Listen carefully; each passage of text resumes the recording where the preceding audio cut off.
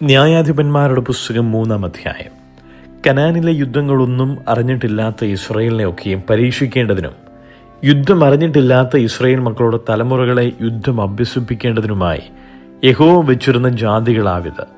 ഫിലിസ്ത്യരുടെ 5 പ്രഭുക്കന്മാരും എല്ലാ കനാന്യരും സീദോന്യരും ബാൽ ഹെർമോൻ പർവ്വതം മുതൽ ഹമാത്തിലേക്ക് പ്രവേശനം വരെ ലെബാനോൻ പർവ്വതത്തിൽ പാർത്തിരുന്ന ഹിവ്യരും തന്നെ. മോശ മുഖാന്തരം യഹോവ അവരുടെ പിതാക്കന്മാരോട് കൽപ്പിച്ച കൽപ്പനകൾ അനുസരിക്കുമോ എന്ന് അവരെ കൊണ്ട് ഇസ്രയേലിനെ പരീക്ഷിച്ചറിയുവാൻ ആയിരുന്നു ഇവരെ വെച്ചിരുന്നത്. കനാന്യർ, ഹിത്യർ, അമോര്യർ, പെരിസ്യർ, ഹിവ്യർ, യെബൂസ്യർ എന്നിവരുടെ ഇടയിൽ ഇസ്രായേൽ മക്കൾ പാർത്തു. അവരുടെ പുത്രിമാരെ തങ്ങൾക്ക് ഭാര്യമാരായിട്ട് എടുക്കുകയും തങ്ങളുടെ പുത്രിമാരെ അവരുടെ പുത്രന്മാർക്ക് കൊടുക്കുകയും അവരുടെ ദേവന്മാരെ സേവിക്കുകയും ചെയ്തു. ഇങ്ങനെ ഇസ്രായേൽ മക്കൾ യഹോവയ്ക്ക് അനിഷ്ടമായുള്ളത് ചെയ്തു. തങ്ങളുടെ ദൈവമായ യഹോവയെ മറന്ന് ബാൽ വിഗ്രഹങ്ങളെയും അശേര പ്രതിഷ്ഠകളെയും സേവിച്ചു. അതുകൊണ്ട് യഹോവയുടെ കോപം ഇസ്രായേലിന് നേരെ ജ്വലിച്ചു. അവൻ അവരെ മെസൊപ്പൊത്താമിയയിലെ ഒരു രാജാവായ കൂഷൻ-രിശാഥയീമിന് വിറ്റുകളഞ്ഞു. ഇസ്രായേൽ മക്കൾ കൂഷൻ-രിശാഥയീമിനെ 8 സംവത്സരം സേവിച്ചു. എന്നാൽ ഇസ്രായേൽ മക്കൾ യഹോവയോട് നിലവിളിച്ചപ്പോൾ യഹോവ കാലേബിന്റെ അനുജനായ കെനസിന്റെ മകൻ ഒത്നിയേലിനെ ഇസ്രായേൽ മക്കൾക്ക് രക്ഷകനായി എഴുന്നേൽപ്പിച്ചു. അവൻ അവരെ രക്ഷിച്ചു. അവന്റെ മേൽ യഹോവയുടെ ആത്മാവ് വന്നു. അവൻ ഇസ്രായേലിന് ന്യായാധിപനായി യുദ്ധത്തിന് പുറപ്പെട്ടാരെ യഹോവ മെസൊപ്പൊത്താമിയയിലെ രാജാവായ കൂഷൻ-രിശാഥയീമിനെ അവന്റെ കയ്യിൽ ഏൽപ്പിച്ചു. അവൻ കൂഷൻ-രിശാഥയീമിനെ ജയിച്ചു. ദേശത്തിന് 40 സംവത്സരം സ്വസ്ഥത ഉണ്ടായി. കെനസിന്റെ മകനായ ഒത്നിയേൽ മരിച്ച ശേഷം ഇസ്രായേൽ മക്കൾ വീണ്ടും യഹോവയ്ക്ക് അനിഷ്ടമായുള്ളത് ചെയ്തു. അവർ യഹോവയ്ക്ക് അനിഷ്ടമായുള്ളത് ചെയ്യുകൊണ്ട് യഹോവ മോവാബ് രാജാവായ എഗ്ലോനെ ഇസ്രായേലിന് വിരോധമായി ബലപ്പെടുത്തി. അവൻ അമ്മോന്യരെയും അമാലേക്കരെയും കൂട്ടിക്കൊണ്ടുവന്ന് ഇസ്രായേലിനെ തോൽപ്പിച്ചു. അവർ ഈന്തപ്പട്ടണങ്ങളും കൈവശമാക്കി. അങ്ങനെ ഇസ്രായേൽ മക്കൾ മോവാബ് രാജാവായ എഗ്ലോനെ 18 സംവത്സരം സേവിച്ചു. ഇസ്രായേൽ മക്കൾ യഹോവയോട് നിലവിളിച്ചപ്പോൾ യഹോവ അവർക്ക് ബെന്യാമീനായ ഗേറയുടെ മകനായ ഇടങ്കയ്യനായ ഏഫൂദിനെ രക്ഷകനായി എഴുന്നേൽപ്പിച്ചു. അവന്റെ കൈവശം ഇസ്രായേൽ മക്കൾ മോവാബ് രാജാവായ എഗ്ലോന് കാഴ്ച കൊടുത്തയച്ചു. എന്നാൽ ഏഹൂദ് 2 തലയും 1 മുഴം നീളവുമുള്ള ഒരു ചുരിക ഉണ്ടാക്കി അത് വസ്ത്രത്തിന്റെ ഉള്ളിൽ വലത്തെ തുടയ്ക്ക് കെട്ടി. അവൻ മോവാബ് രാജാവായ എഗ്ലോന്റെ അടുക്കൽ കാഴ്ച കൊണ്ടുവന്നു. എഗ്ലോൻ ഏറ്റവും സ്ഥൂലിച്ചവൻ ആയിരുന്നു. കാഴ്ച വെച്ചു കഴിഞ്ഞ ശേഷം കാഴ്ച ചുമന്നുകൊണ്ട് വന്നവരെ അവൻ അയച്ചു കളഞ്ഞു. എന്നാൽ അവൻ ഗിൽഗാലിനരികെയുള്ള വിഗ്രഹങ്ങളുടെ അടുക്കൽ നിന്ന് മടങ്ങിച്ചെന്ന്, രാജാവ്, എനിക്കൊരു സ്വകാര്യം ഉണ്ട് എന്ന് പറഞ്ഞു. ക്ഷമിക്ക എന്ന് അവൻ പറഞ്ഞു. ഉടനെ അടുക്കിൽ നിന്നിരുന്ന എല്ലാവരും അവനെ വിട്ടു പുറത്തുപോയി. ഏഹൂദ് അടുത്തു ചെന്ന്, എന്നാൽ അവൻ തന്റെ ഗ്രീഷ്മഗൃഹത്തിൽ തനിച്ചിരിക്കുകയായിരുന്നു. എനിക്ക് ദൈവത്തിന്റെ അരുളപ്പാട് അറിയിപ്പാനുണ്ട് എന്ന് ഏഹൂദ് പറഞ്ഞു. ഉടനെ അവൻ ആസനത്തിൽ നിന്ന് എഴുന്നേറ്റു. എന്നാറേ ഏഹൂദ് ഇടങ്കൈ നീട്ടി വലത്തെ തുടയിൽ നിന്ന് ചുരുക ഊരി അവന്റെ വയറ്റിൽ കുത്തിക്കളത്തി. അലകോടുകൂടെ പിടിയും അകത്തു ചെന്നു. അവന്റെ വയറ്റിൽ നിന്ന് ചുരുക അവൻ വലിച്ചെടുക്കായകയാൽ മേധസ് അലകിന്മേൽ പൊതിഞ്ഞിടഞ്ഞു.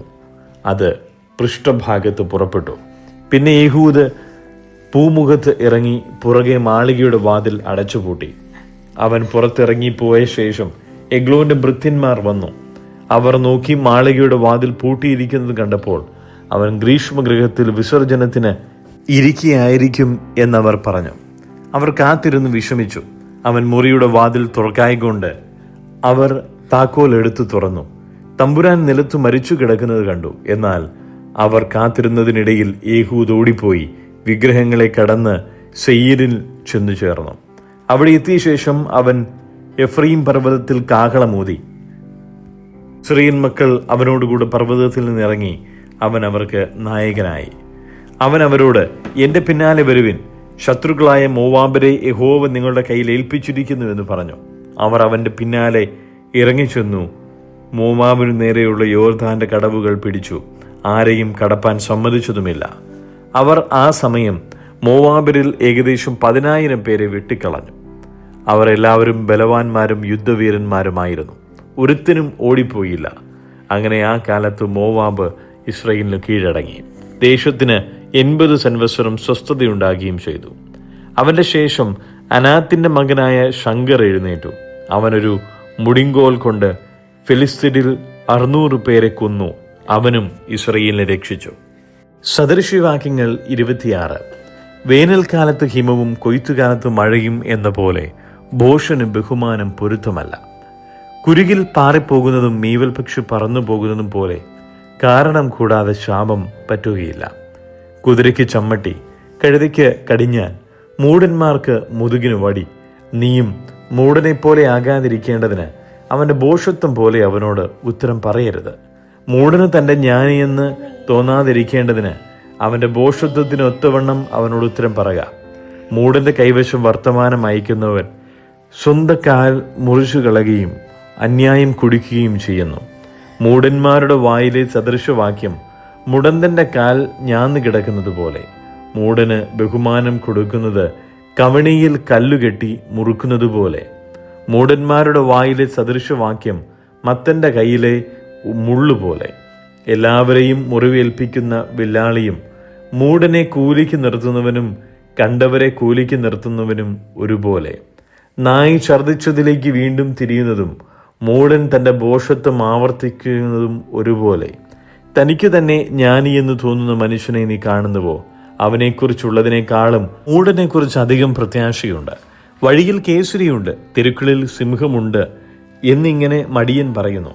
കതക് ചുഴിക്കുറ്റിയിൽ എന്ന പോലെ മടിയൻ തൻ്റെ കിടക്കയിൽ തിരിയുന്നു. മടിയൻ തൻ്റെ കൈ തലകയിൽ പൂത്തുന്നു. വായിലേക്ക് തിരികെ കൊണ്ടുവരുന്നത് അവന് പ്രയാസം.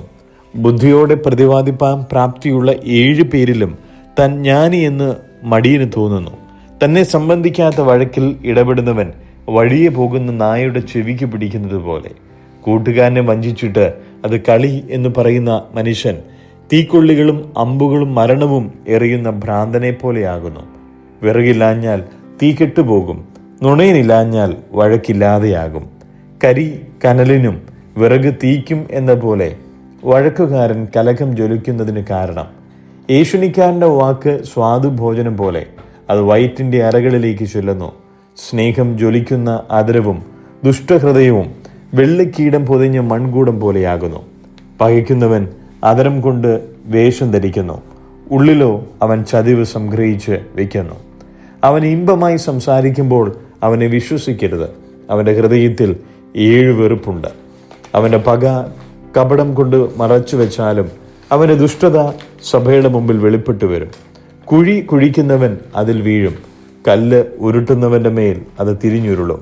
ഭോഷ്കു പറയുന്ന നാവ് അതിനാൽ തകർന്നവരെ ദ്വേഷിക്കുന്നു. മുഖസ്തുതി പറയുന്ന വായി നാശം വരുത്തുന്നു. 1 കൊരിന്ത്യർ 15 അധ്യായം.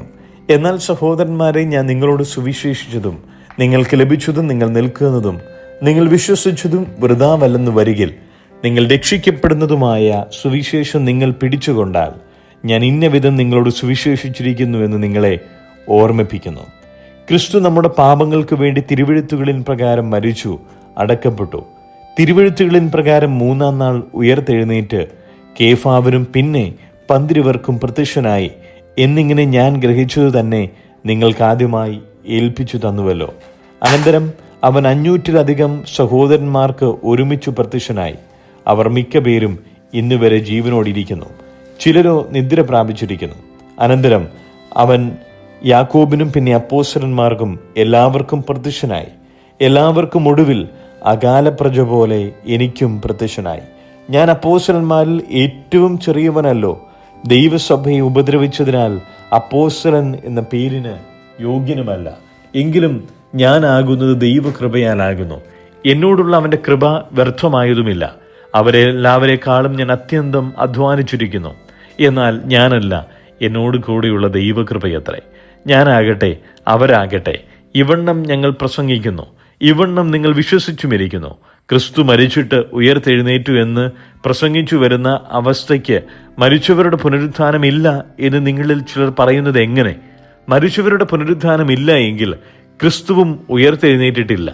ക്രിസ്തു ഉയർത്തെഴുന്നേറ്റിട്ടില്ലെങ്കിൽ ഞങ്ങളുടെ പ്രസംഗം വ്യർത്ഥം, നിങ്ങളുടെ വിശ്വാസവും വ്യർത്ഥം. മരിച്ചവർ ഉയർക്കുന്നില്ല എന്നു വരികിൽ ദൈവം ഉയർപ്പിച്ചിട്ടില്ലാത്ത ക്രിസ്തുവിനെ അവൻ ഉയർപ്പിച്ചു എന്ന് ദൈവത്തിന് വിരോധമായി സാക്ഷ്യം പറയുകയാൽ ഞങ്ങൾ ദൈവത്തിന് കള്ളസാക്ഷികൾ എന്നു വരും. മരിച്ചവർ ഉയർക്കുന്നില്ല എങ്കിൽ ക്രിസ്തുവും ഉയർത്തിട്ടില്ല. ക്രിസ്തു ഉയർത്തിട്ടില്ല എങ്കിൽ നിങ്ങളുടെ വിശ്വാസം വ്യർത്ഥമത്രേ. നിങ്ങൾ ഇന്നും നിങ്ങളുടെ പാപങ്ങളിൽ ഇരിക്കുന്നു. ക്രിസ്തുവിൽ നിദ്ര കൊണ്ടവരും നശിച്ചുപോയി. നാം ഈ ആയുസ്സിൽ മാത്രം ക്രിസ്തുവിൽ പ്രത്യാശ വെച്ചിരിക്കുന്നുവെങ്കിൽ സകല മനുഷ്യരിലും അരിഷ്ടന്മാരത്രേ. എന്നാൽ ക്രിസ്തു നിദ്ര കൊണ്ടവരിൽ ആദ്യ ഫലമായി മരിച്ചവരുടെ ഇടയിൽ നിന്ന് ഉയർത്തിരിക്കുന്നു.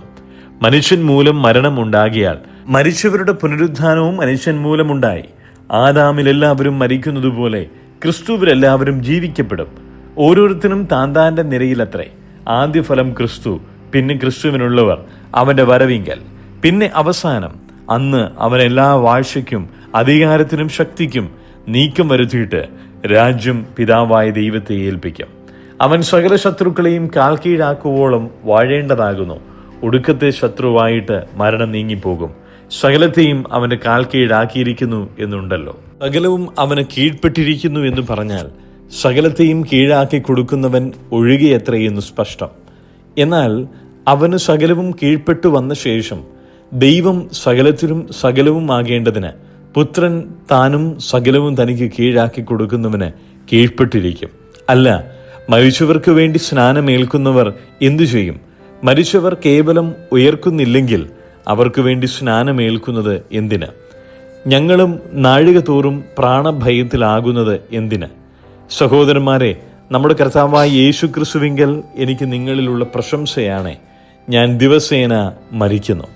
ഞാൻ എഫെസോസിൽ വെച്ച് മൃഗയുദ്ധം ചെയ്തതും വെറും മാനുഷ്യം എന്ന് വരികിൽ എനിക്ക് എന്ത് പ്രയോജനം? മരിച്ചവർ ഉയർക്കുന്നില്ലെങ്കിൽ നാം തിന്നുക കുടിക്കുക, നാളെ ചാകുമല്ലോ. വഞ്ചിക്കപ്പെടരുത്. ദുർഭാഷണത്താൽ സദാചാരം കെട്ടുപോകുന്നു. നീതിക്ക് നിർമ്മതരായി ഉണരുവിൻ. പാപം ചെയ്യാതിരിപ്പിൻ. ചിലർക്ക് ദൈവത്തെക്കുറിച്ച് പരിജ്ഞാനമില്ല. ഞാൻ നിങ്ങൾക്ക് ലജ്ജയ്ക്കായി പറയുന്നു. പക്ഷേ ഒരുവൻ മരിച്ചവർ എങ്ങനെ ഉയർക്കുന്നു എന്നും ഏതുവിധം ശരീരത്തോടെ വരുന്നുവെന്നും ചോദിക്കും. മൂഢ, നീ വിതയ്ക്കുന്നത് ചത്തില്ല എങ്കിൽ ജീവിക്കുന്നില്ല. നീ വിതയ്ക്കുന്നതോ ഉണ്ടാകുവാനുള്ള ശരീരമല്ല, ഗോതമ്പിൻ്റെയോ മറ്റു വല്ലതിൻ്റെയും വെറും മണിയത്രേ വിതയ്ക്കുന്നത്. ദൈവമോ തൻ്റെ ഇഷ്ടം പോലെ അതിന് ഒരു ശരീരവും ഓരോ വിത്തിന് അതതിൻ്റെ ശരീരവും കൊടുക്കുന്നു. സകല മാംസവും ഒരുപോലെയുള്ള മാംസമല്ല. മനുഷ്യരുടെ മാംസം വേറെ, കന്നുകാലികളുടെ മാംസം വേറെ, പക്ഷികളുടെ മാംസം വേറെ, മത്സ്യങ്ങളുടെ മാംസവും വേറെ. സ്വർഗീയ ശരീരങ്ങളും ഭൗമ ശരീരങ്ങളും ഉണ്ട്. സ്വർഗീയ ശരീരങ്ങളുടെ തേജസ് വേറെ, ഭൗമ ശരീരങ്ങളുടെ തേജസ് വേറെ. സൂര്യന്റെ തേജസ് വേറെ, ചന്ദ്രന്റെ തേജസ് വേറെ, നക്ഷത്രങ്ങളുടെ തേജസ് വേറെ. നക്ഷത്രവും തമ്മിൽ തേജസ് കൊണ്ട് ഭേദമുണ്ടല്ലോ. മരിച്ചവരുടെ പുനരുത്ഥാനവും അവണ്ണം തന്നെ. ദ്രവത്വത്തിൽ വിതയ്ക്കപ്പെടുന്നു, അദ്രവത്വത്തിൽ ഉയർക്കുന്നു. അപമാനത്തിൽ വിതയ്ക്കപ്പെടുന്നു, തേജസ്സിൽ ഉയർക്കുന്നു. ബലഹീനതയിൽ വിതയ്ക്കപ്പെടുന്നു, ശക്തിയിൽ ഉയർക്കുന്നു. പ്രാകൃത ശരീരം വിതയ്ക്കപ്പെടുന്നു, ആത്മീക ശരീരം ഉയർക്കുന്നു. പ്രാകൃത ശരീരമുണ്ടെങ്കിൽ ആത്മീക ശരീരവുമുണ്ട്. ഒന്നാം മനുഷ്യനായ ആദാം ജീവനുള്ള ദേഹിയായി തീർന്ന് എന്ന് എഴുതിയിരിക്കുന്നുവല്ലോ. ഒടുക്കത്തെ ആദാം ജീവിപ്പിക്കുന്ന ആത്മാവായി. എന്നാൽ ആത്മീകമല്ല, പ്രാകൃതമത്രേ ഒന്നാമത്തേത്. ആത്മീകം പിന്നത്തേതിൽ വരുന്നു. ഒന്നാം മനുഷ്യൻ ഭൂമിയിൽ നിന്ന് മണ്ണുകൊണ്ടുള്ളവൻ, രണ്ടാം മനുഷ്യൻ സ്വർഗത്തിൽ നിന്നുമുള്ളവൻ. മണ്ണുകൊണ്ടുള്ളവനെ പോലെ മണ്ണുകൊണ്ടുള്ളവരും സ്വർഗീയനെ പോലെ സ്വർഗീയവന്മാരും ആകുന്നു. നാം മണ്ണുകൊണ്ടുള്ളവന്റെ പ്രതിമ ധരിച്ചതുപോലെ സ്വർഗീയന്റെ പ്രതിമയും ധരിക്കും. സഹോദരന്മാരെ, മാംസരക്തങ്ങൾക്ക് ദൈവരാജ്യത്തെ അവകാശമാക്കുവാൻ കഴിയുകയില്ല. ദ്രവത്വം അദ്രവത്വത്തെ അവകാശമാക്കുകയില്ല എന്ന് ഞാൻ പറയുന്നു. ഞാനൊരു മർമ്മം നിങ്ങളോട് പറയാം. നാം എല്ലാവരും നിദ്ര കൊള്ളുകയില്ല. എന്നാൽ അന്ത്യകാഹളനാദത്തിങ്കൽ പെട്ടെന്ന് കണ്ണുമിക്കുന്നതിനിടയിൽ നാം എല്ലാവരും രൂപാന്തരപ്പെടും. കാഹളം ധ്വനിക്കും, മരിച്ചവർ അക്ഷയരായി ഉയർക്കുകയും നാം രൂപാന്തരപ്പെടുകയും ചെയ്യും. ഈ ദ്രവത്വമുള്ളത് അദ്രവത്വത്തെയും മർത്യമായത് അമർത്യത്തെയും ധരിക്കണം. ഈ ദ്രവത്വമുള്ളത് അദ്രവത്വത്തെയും ഈ മർത്യമായത് അമർത്യത്വത്തെയും ധരിക്കുമ്പോൾ മരണം നീങ്ങി ജയം വന്നിരിക്കുന്നു എന്ന് എഴുതിയ വചനം നിവൃത്തിയാകും. ഹേ മരണമേ, നിന്റെ ജയം എവിടെ? ഹേ മരണമേ, നിന്റെ വിഷമുള്ളെവിടെ? മരണത്തിന്റെ വിഷമുള്ള പാപം, പാപത്തിന്റെ ശക്തിയോ ന്യായപ്രമാണം. നമ്മുടെ കർത്താവായ യേശുക്രിസ്തു മുഖാന്തരം നമുക്ക് ജയം നൽകുന്ന ദൈവത്തിന് സ്തോത്രം. ആകയാൽ എൻ്റെ പ്രിയ സഹോദരന്മാരെ, നിങ്ങൾ ഉറപ്പുള്ളവരും കുലുങ്ങാത്തവരും നിങ്ങളുടെ പ്രയത്നം കർത്താവിൽ വ്യർത്ഥമല്ല എന്ന് അറിഞ്ഞിരിക്കിയാൽ കർത്താവിൻ്റെ വേലയിൽ എപ്പോഴും വർദ്ധിച്ചു വരുന്നവരും ആകുവിൻ.